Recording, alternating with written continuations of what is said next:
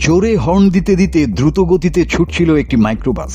তার কিছুটা পেছনে ছুটছিল আরেকটি মাইক্রোবাস। বিষয়টিকে অস্বাভাবিক মনে হওয়ায় মহাসড়কে গাছ ফেলে প্রথম মাইক্রোবাসটিকে থামান স্থানীয় লোকজন। গাড়িতে থাকা ব্যক্তিরা নিজেদের র্যাব বলে পরিচয় দেন, তবে তাদের কারো গায়ে র্যাবের পোশাক না থাকায় সন্দেহ হয় স্থানীয়দের। ওই ব্যক্তিরা পালাতে চেষ্টা করলে তাদের আটকে মারধর শুরু করেন স্থানীয় লোকজন। এমন সময় সেখানে পৌঁছে যায় দ্বিতীয় মাইক্রোবাসটি।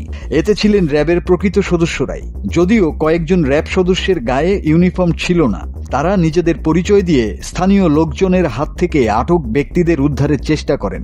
তখন স্থানীয় লোকজনের রোষের মুখে পড়ে তারাও পিটুনির শিকার হন।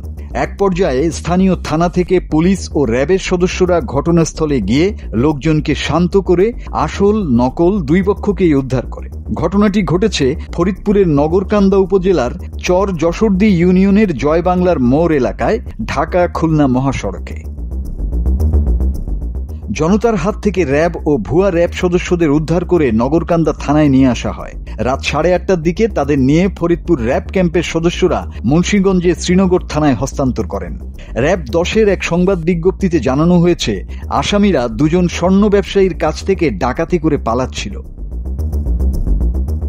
র্যাব 10 ফরিদপুর ক্যাম্পের কোম্পানি কমান্ডার তরিকুল ইসলাম বলেন, র্যাব 10-এর হেডকোয়ার্টার থেকে একটি টিম ডাকাত দলকে ধাওয়া করে আসছিল। স্থানীয় লোকজন ভুল বুঝে উভয় পক্ষের উপর চড়াও হন।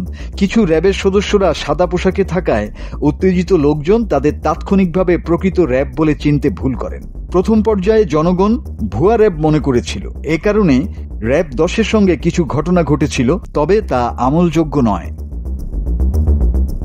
মাসুদ হাসান, বাংলা টিভি।